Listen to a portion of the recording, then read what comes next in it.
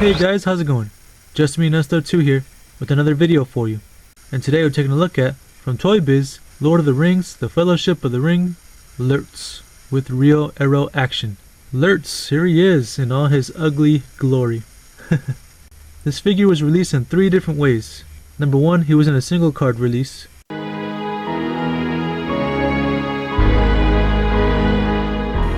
Number 2, he also came in a 2-pack.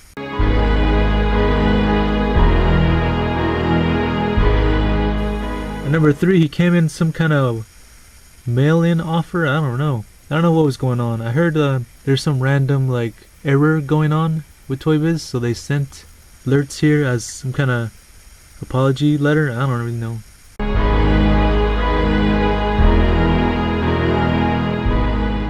Anyways, here is Lurtz, and let's take a look at him. Let's take a look at his accessories first. Lurtz comes with his bow here. His bow for his bow and arrow. And it looks okay.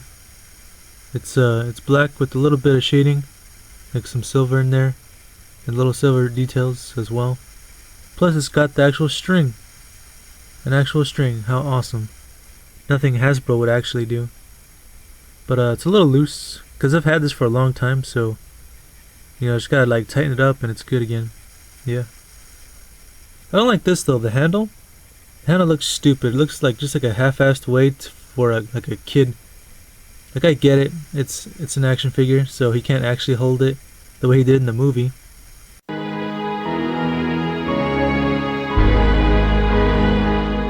But this is a little too much. I mean, it's obvious the arrow goes through there and the handle is right there. I don't know. I don't like it.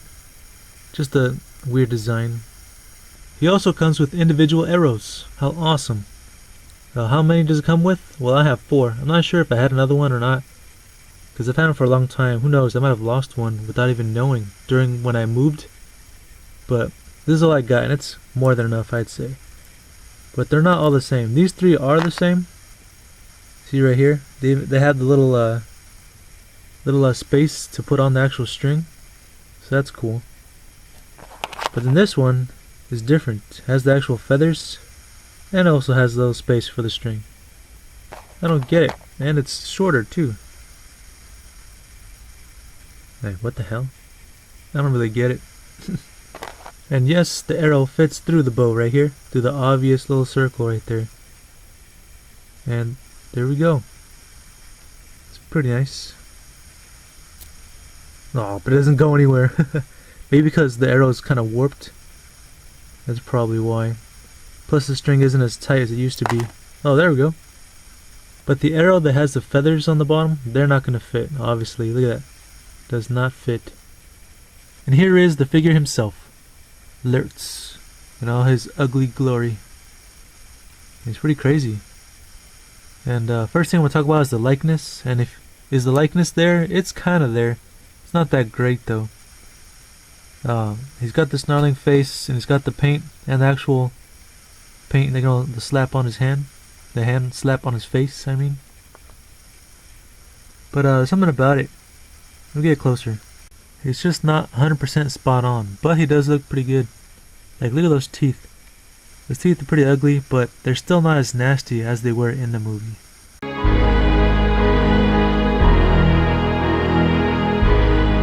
Still not that bad. And his eyes are painted looking this direction over here. I guess it's because when he's shooting the arrow, he should be looking that way, right? As for the rest of him, the paint's not actually accurate. Like his arms are a lot darker than his face.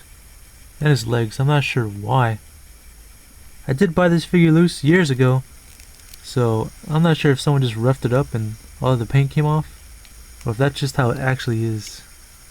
Maybe one of you guys can tell me if you have him. I don't know. But other than that, look at this guy. He's a great sculpt. Like, look at this. You see all this? His whole like armor? It's accurate.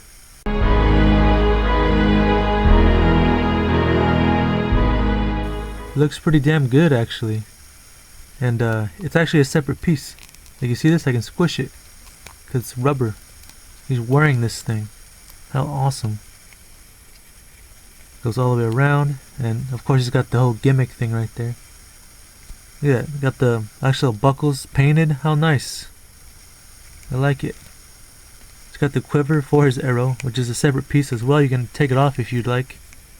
It's got his whole dress thing with the other piece of armor right there. It's cool. And this is a hard plastic though, sculpted on his hands. The gloves slash gauntlet armor thing. Those are actually sculpted. That's not a separate piece. Same thing on the other side. And it looks good. It's painted really nice. Got the actual, I don't know what they are, screws or buttons. I guess buttons. Look at his boots. I really like his boots. Oh yeah, he's wearing sandals actually. They got that detail in there. Wearing sandals with armor over it. It's crazy. He's got the paint. Look at that. Got the buckles painted right here too. I don't think I've even noticed that before. And I've had him for years. He's got some battle damage right here on his armor. It's cool. It's really nice. Alright. Articulation wise, that's not much. This is where he's kind of lagging. He has a swivel in his head. Go left and right. But he can't go up and down at all. He does have a swivel in his hair though. Look at that. It looks like he's in action or something. Yeah, his hair's sculpted alright. No shading though. Looks good. It's rubber, so it's not going to get in the way. So he's swivel hair, swivel in the neck, and swivel at the shoulders. You can go all the way around if you want. No bicep swivel, no side to side, and one single joint at the elbow. Nothing in the wrists, so that sucks. Well, it actually got the actual paint detail and sculpting on his hand as well. Cool. But the fact that he can't go in and out kind of sucks, but he's already sculpted in a way where it's sticking out a little bit instead of just straight down, so that helps. This side is different, however, due to the gimmick, but you can still move it. Like, see this?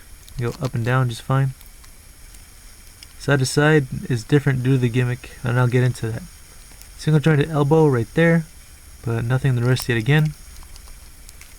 And waist cut, yep, right there. And V-cut swivel for his legs. Let's look under. Yeah. So he just goes up like that. Cannot go back at all, actually. Nope. Just forward that much. And single jointed knee. Actually, that's a good range right there. That's a big knee bent. And hinge at the ankle. No rocker though. Same thing the other side. Swivel there. Knee joint and hinge at the ankle. So that's it. Gimmick wise, here it is right here. This huge ugly button for his arm out, and then you push it. He does that. Because he's shooting the arrow. Like he's pulling the rope, the string. The arrows can be placed on the quiver right there. All of them. And I'll go in like this. But is that really the way he holds it? I'm not sure. Because if I put it the other way, you just can't really see the end. Like, you'll see the end, but it doesn't look good. Like, this one has the feather, so if I put it like that, that one looks good. But those, if I put them the other way, like this, it'll just be straight, like just like a black stick sticking out. I find it extremely difficult to put this bow into his hand. Like, you see that? Like, it's not gonna go in because his hands are really hard plastic. They're not soft at all. Like, you gotta use some hot water to open up those hands. This is quality plastic right here. Unlike Hasbro. Come on! So after using the blow jar and heating up his hand, I've got the bow and arrow in his hand. And here we go. I got the arrow in between his two fingers right there. And there it is on the arrow. Let's see if this works. Ready? What the...